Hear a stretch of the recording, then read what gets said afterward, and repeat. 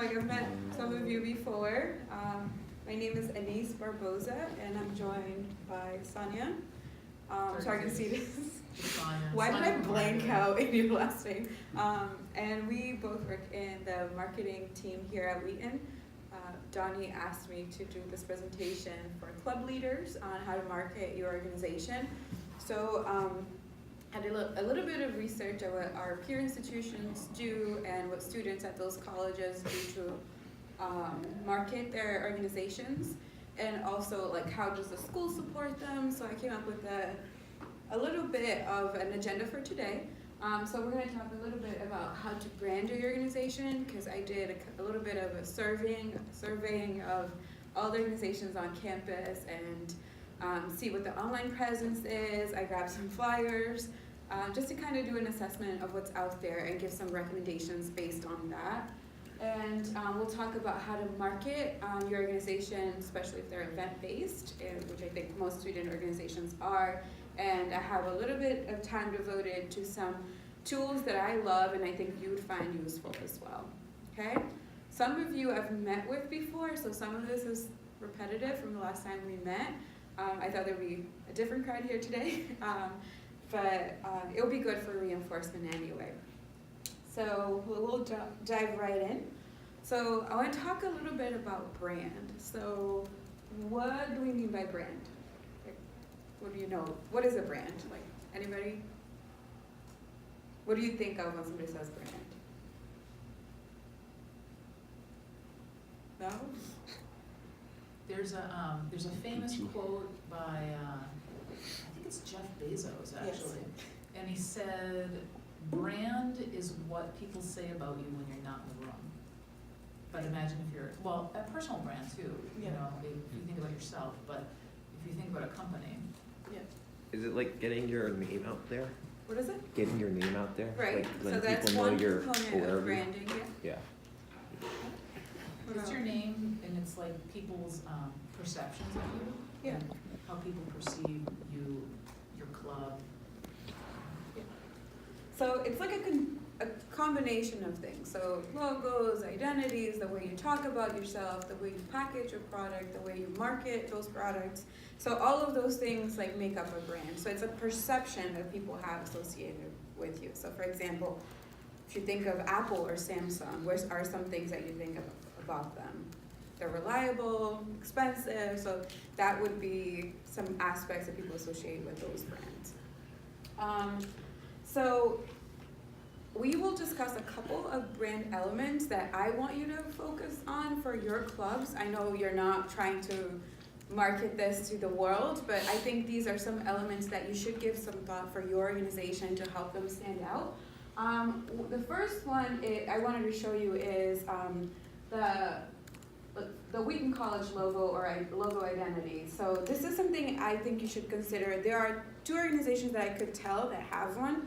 So the Wheatones have what seems like a logo, and I see it on all their flyers, in their posts, it's on their social media, and SGA seem to have committed to those three letters and represent it in their marketing materials. And I think they do a fairly good job of keeping it on all their marketing pieces, let it be online or in print. So this is ours, and it's made up of the icon and the word. I like our logo. I think it's very clear and to the point. And you should consider developing one for your club, although it's not necessary. Or if you already have an acronym, think about like using that more. If it's recognized, I think BSA is, everybody knows what BSA is. So if you just want to commit to that and just be consistent about the way you represent it, right? So if you're going to use BSA, let it be BSA. If you're going to use Black Student Association, let it be consistent in the way that you use it. You can go to the next one. So the other element I want you to consider is developing a color palette for your brand. So this is the Wheaton College color palette. This is our primary color, and these are support colors. So in all of our marketing materials, like online, in print, anywhere, you will not see anything that's not part of this, right? The reason we do this is because we want to be consistent. So I wouldn't throw in a bright yellow in here, right? So I want you to think about developing a color palette for your organization and be consistent in the way that you use it. So if you're gonna make a poster for whatever event you're doing during Fall Fest, and your color palette is this, like, don't make it orange, right? I know it's fall, it's pumpkins, it's orange, but if it's not part of your brand, don't do it. You can incorporate like other elements of fall into it and other colors, but don't make the whole poster orange, because then people are like, where's that one from? And another one that I think would be important is selecting a font for your organization. I'd pick something that does well in all mediums, in print and in digital. So usually I like sans serif fonts, but some people like serif fonts. I find sans serif fonts to be cleaner, but a lot of people say serif fonts are easier to read. But I'd say commit to one. These are our fonts, Ephra and April, and the digital ones are Arial and Palatino Linotype. And these were tested to see if they work well. I think if you pick any like mainstream one that's not Comic Sans, you'll be fine. And this is what it looks like. So this is what the combination of colors and fonts and expression looks like in branding, right? So these don't have the Wheaton College logo on it because it was part of something else, and in the other portions it did. So you see like the color, the red that you saw earlier in the palette is here. This is the font, and this is how we show numbers, like in whole numbers, and in big scale. The next one. And this one, I think this is a good example to show you consistency in all things, right?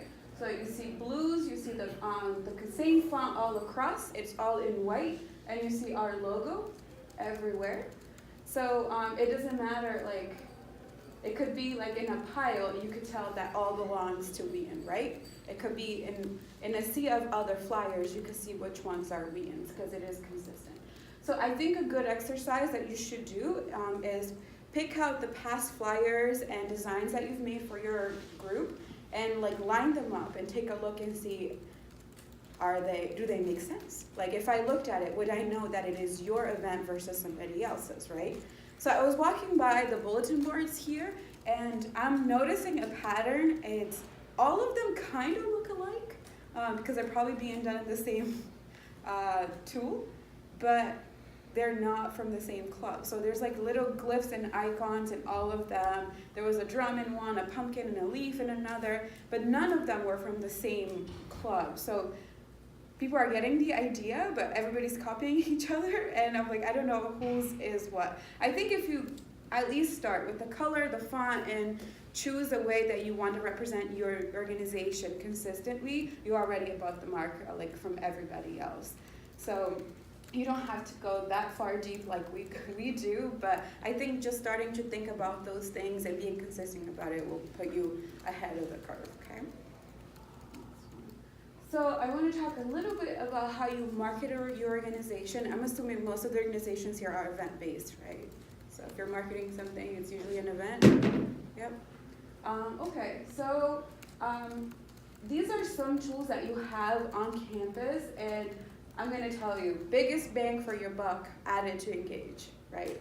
So if you don't do anything and you did that, you already be so far done. And this is what happens. When you add an event to Engage, it trickles down these things, right? So it will automatically be added to the Wheaton calendar. So we get a ton of traffic on that part of our website. And it might be selected to be added to the campus newsletter that's sent out every Thursday, Wheaton Week. We have like what's on the calendar. It's at the bottom of the email. There'll be like 5, 6, 7 events that are highlighted for the upcoming week. My student interns go to the calendar to choose events to feature on the Wheaton Snapchat, or go to those events and cover them. So the candlelight vigil that's happening this afternoon was one of those events that was added on Engage. It ended up on our website, and our interns decided that they wanted to give it a shout out on Monday, and they're covering it today, right? So that's a lot of eyes on your event. So if you don't do anything, start with Engage and put it in. And one other thing that I learned since last time I saw you all, The chalkboard, the ones in Balfour and the one in Chase, they also look at the calendar to pick out events. And if you are on Engage, you may be selected, right? And I want you to think past digital, right? So everybody is flooded on their social media feeds, email. I want you to think about flyers, table tents, and those things too.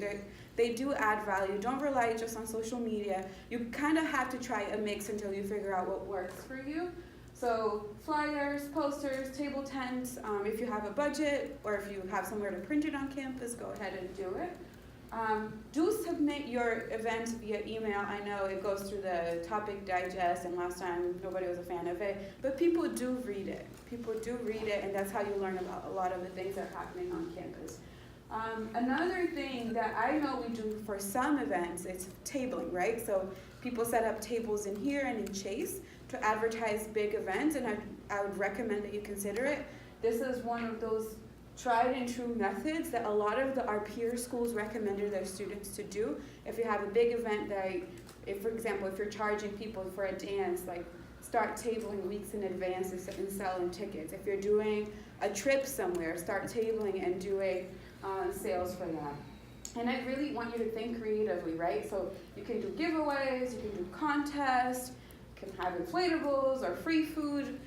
One example that I saw from University of Milwaukee, and they do a World Cup tournament kind of like Wheaton does, and they got a huge inflatable soccer ball and put the date on it and just kind of dropped it in the middle of campus, and students were just kicking it left and right.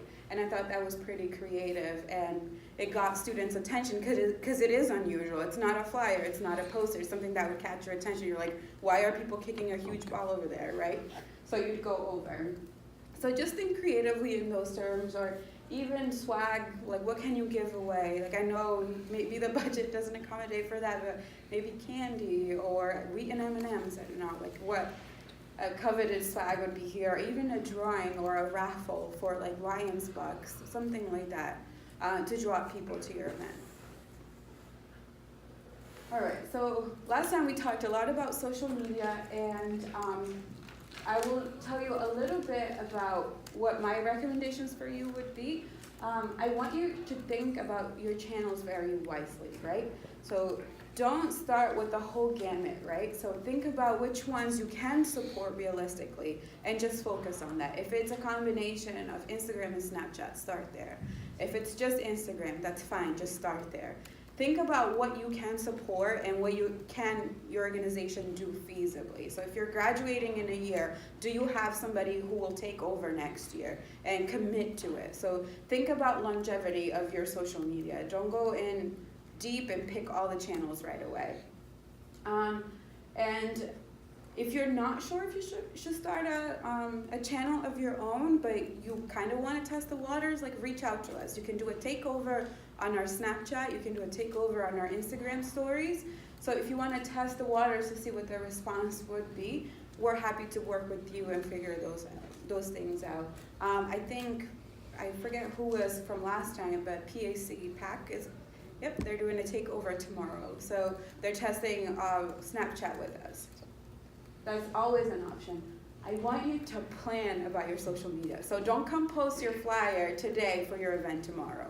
That's not how it works, right? So if your Instagram is just a feed of flyers, nobody's gonna follow you. Nobody's gonna wanna engage with you if that's all that it is.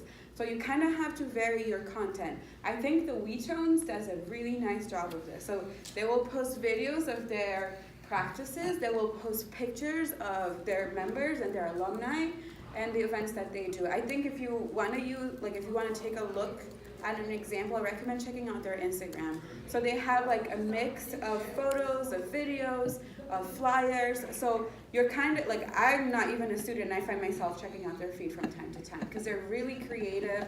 Last spring, they recreated an old photo from 1960 something, and they saw it from the archives, and they posed and recreated the photo. It was like then and now, and that got them a lot of followers, and it ended up on the Wheaton magazine and ended up on all of our social media. So think creatively about the content that you post and vary it. So a mix of pictures, links, videos, memes if they're appropriate.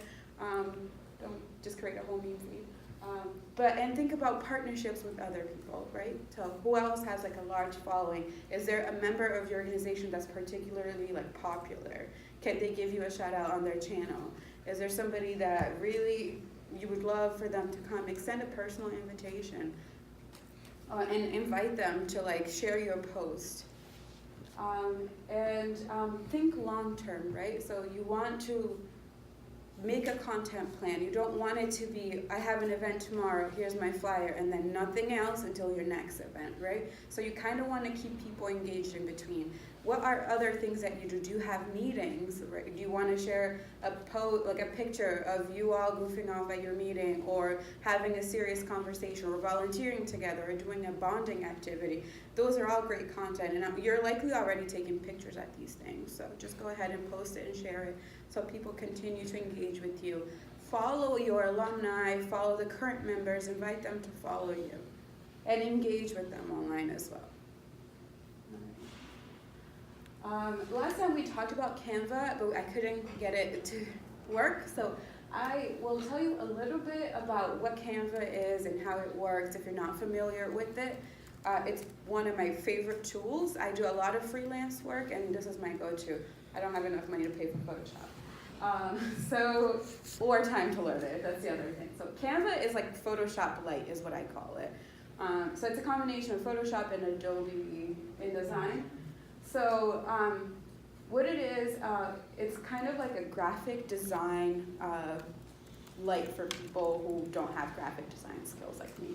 So Canva has changed a ton. I started using it when I was in college back in 2011, and it has evolved to this huge thing. So the way it works, it's free first, and you can use it for yourself, for your club, and they have templates.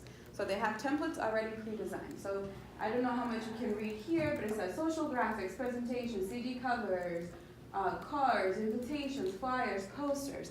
They're already pre-sized for you, right? So, and you can review the sizes too if you need to make any tweaks, but these are already like pre-sized and guaranteed to work. So the social media icons are my favorite, social media posts are my favorite because I can create one and then resize it for all my social media, so I don't need to go and design and crop and whatever.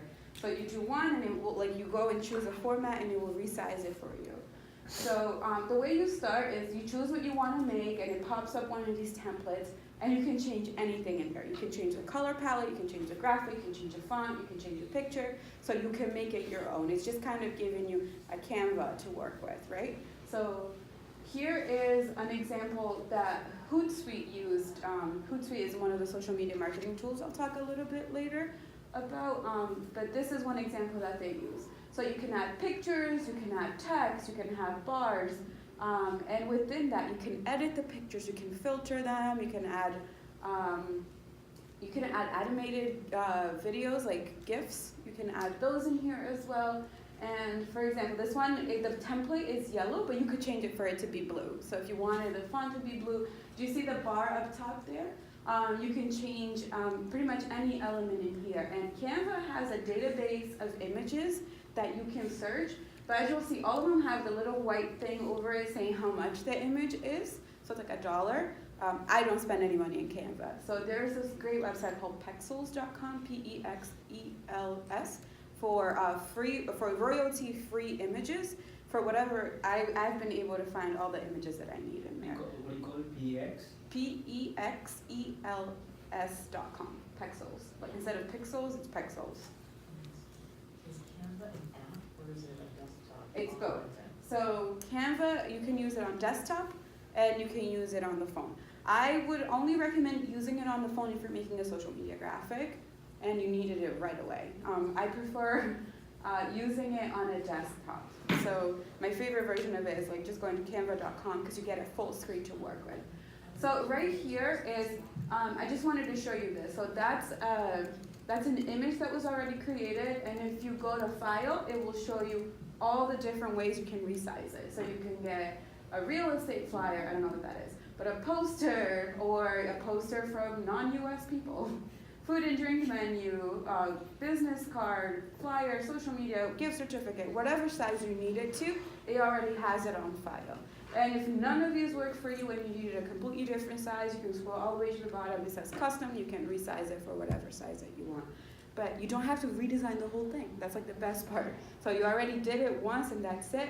You go, you choose the size, and you get whatever perfect for the platform that you need it. So you made a flyer, great. Now make it into a social media post so it looks consistent. Remember, we talked about consistency earlier. You get a post for Facebook that will display correctly. You get an event cover that will display correctly. You get something for your story. You get something for your feed on Instagram, all appropriately sized. No text will be cropped. I think it's great. I absolutely love it. And if you are not comfortable with graphic design or even with this type of software, but let me tell you, it's super easy. It also has a learning dashboard. So if you go to canva.com, I think it's a great place to start. You can go and just go to Canva. It will have like a little tab that says Learn on the left side, and here are all short video tutorials and blog posts on how to do certain things. So this one is like Canva shortcuts, teaching you like little shortcuts to get things done. There's a section on changing backgrounds, on changing colors, on resizing images, on filtering images. So whatever thing you need help with, there it is. And it has a huge forum discussion too. So if you have a question, you can just Google, like just search it, and there's usually somebody else with the same question and already has figured out the solution. In my experience, I've found that. But I can't say enough good things about it. The other great thing about Canva is once you determine your color palette, you can go ahead and create a palette. It will show you all the templates and the colors that you selected. So if you chose that you wanted red and green, and that's from your brand template, it will select a template, it will pull it up with those colors. Do you have any questions on Canva? Like I've been talking about. And Donnie wanted me to put this up as an additional resource that you have. And he can talk more about it. I know very little on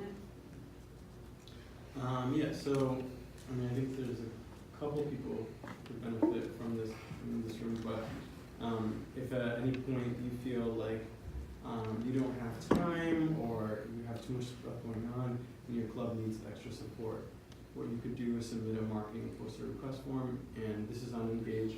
Student engagement assistants, many of whom are in this room, would support you. And so all you have to do is click on that link, and there's a couple options like a flyer or a video, or like other creative options like table tents. And you can also, there's input there so that you can share specific things that you're interested in getting support on doing. So yeah, so reach out. The turnaround time that we've allotted is 72 hours, so that's the time that we try to get it out to you.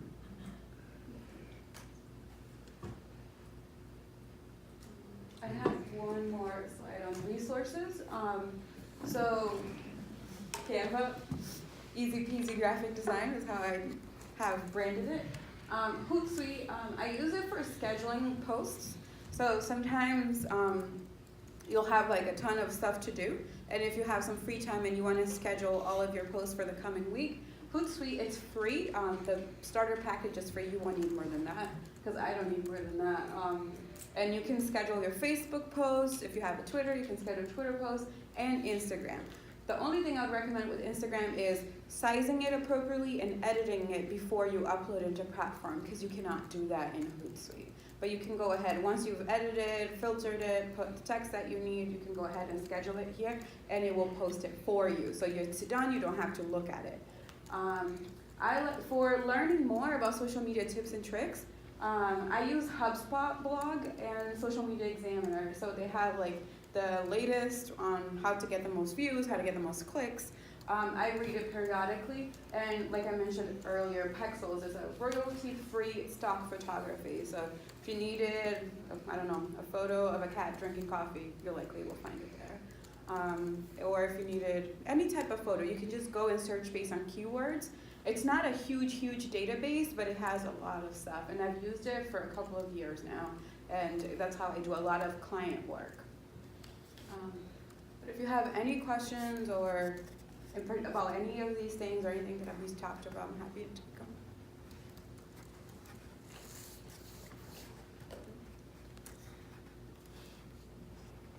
You guys feel confident that you can make a kick-ass poster now? Wow, really confident. And do you guys have like some ideas brewing in your heads about colors and font choices for your clubs and organizations? Yeah. Do you think that's something feasible? That's something like you can't commit to?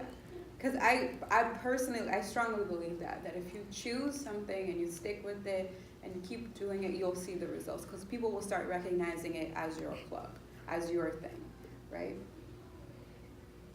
How would we best balance out our individual club palette with like festive colors? Festive colors. Like now everyone's doing orange, and when it comes Christmas, or more towards winter, everyone's going to like doing snow or green and red, Right. or other stuff like that. I think you can still incorporate them. I just wouldn't go all overboard, right? So you could, I don't know, let's say your palette is blue and white, right? So have the poster be white, have some text in blue, and maybe add a little orange pumpkin in it, right? But what I'm seeing right now is a lot of orange, leaf, and pumpkin posters everywhere. If you just walk outside, you'll see there's a bunch of orange, a bunch of leaf that kind of look alike, but they're all for different things, right? So we send out, we do fall visiting day. I'm sure some of you have attended this in the past, right, for prospective students. So we send out postcards and email invitations, and all of them have to reflect fall, because it's fall visiting day on this campus, which is like what it looks like now, right? It's like lots of orange, yellow, lots of yellow actually. So what we do, we can't like change our logo from blue to like orange, Yeah. and be like, hey, it's fall. But that's what we see in the posters. But what we do is we'll pick a fall photo, and it'll be a full frame sort of photo, and then the logo floats over it, right? So it's like, it's still the blue logo, so for your club, it could still be, like, say your club color's purple or whatnot, so you do like, your club name is in purple, and the contact information at the bottom's in purple, and then like, think of the artwork as being where you can incorporate whatever Seasonal. theme you wanna do, right? Whether you choose a photograph, an illustration, however you decide you're gonna do it, you could just think about it as like, okay, our template is that our name goes here and this goes there, and then like whatever we want You can do it. goes in the middle. All right, and those little other illustrations and like the picture of the pumpkin with your example, that'll be enough for students to identify that the event that this club's hosting is season themed. Yeah, I think so. Yeah, All right. I think so. I Yeah. mean, these are all like, we're not gonna chase you down and be like, you didn't listen to my Yeah. it's just to help you get better. And Right. just an example, I wish I had a screenshot of it, but we just had Fall Fest for alumni and members of the community. Probably find it. The event itself, like the header, it says Fall Fest in blue and white, Wheaton colors, Wheaton font, blue and white, and then it had orange and yellow leaves kind of going through it, right? So it's still the Wheaton brand, it's still seasonal, but everything in between, like that was the only thing to denote seasonal, right? And everything underneath it was plain black font or on a white background. I think you can have some elements. I don't think it should override your brand. You know what I mean? Yeah, if you just, It's still up, right? I think so. If you just search for Fall Fest, it should pop up on the, yeah, just do me. Fall Fest. I just want to show you, there it is, the logo. Oops. Wait, that's not it. Scroll down, let me see. Oh, they already took it down. I think it already has stuff for next year because it says 2019. Yeah, it already says something. But look at that. That's also not a bad example there. So there's like the picture of the leaves in the background. It says Fall Fest. There's a Wheaton logo up top. So do you see? Oh, here, this is it. Oh, there it is. So do you see it? This is 2017. So, but yeah, essentially. That's one way of doing it while still staying in the brand. This is 2017, so it doesn't reflect the new brand that's new as of like late last one. No, it's probably all gone at this point. I think they already flipped the stuff for next year. Yeah, but anyway. Oh, wait, here. Wait, I can't give it up, I gotta find it. I think that's it. Nope, that's not it. Yeah, 2018. Yeah. This didn't change, cause. It was different color though. Yeah. It was like white background with blue letters, but that's like the in-between stage was last year. Because our brand deployed last fall, so for events that were already being marketed and in progress, like we didn't make a lot of tweaks to it because it was already out in the world. But yeah, I think they already scraped everything out. Alright, well. Yeah, Still a good but example. still, it's a good example to show, right? So that's one way of doing it. Any other questions? No? Do you all follow the Wheaton Snapchat? Yeah? If you're ever interested in doing a takeover for your event, or even leading up to your event, you can. I like using the example of Dance Company, because I think they did a really great job with it last year. For their spring show, they took over our account twice. They took 2 weeks out, and then the week of, they did behind the scenes of their rehearsal. They did getting ready, and like testing out costumes and makeup. It was really engaging for us to see.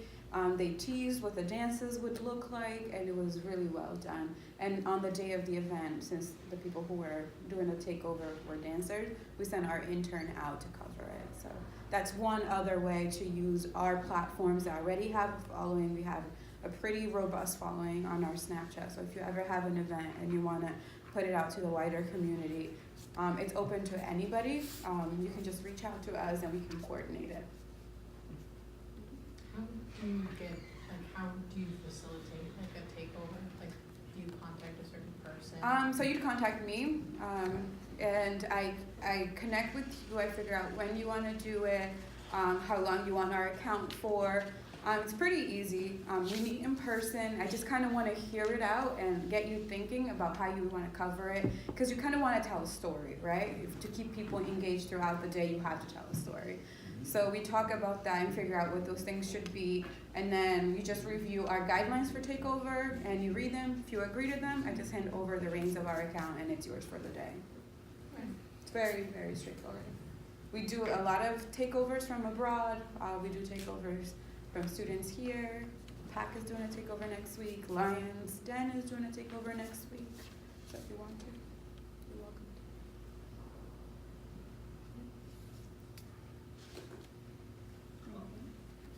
Can you give your email address? Oh, sure. I have some business cards somewhere. I'll give you. Sure. You wanna put them in the PowerPoint? Yeah, I'll put it in the Put it in PowerPoint and send us some. Yeah. But I think I have business cards.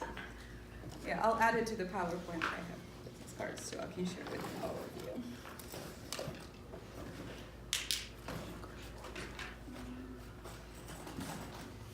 Any questions, comments?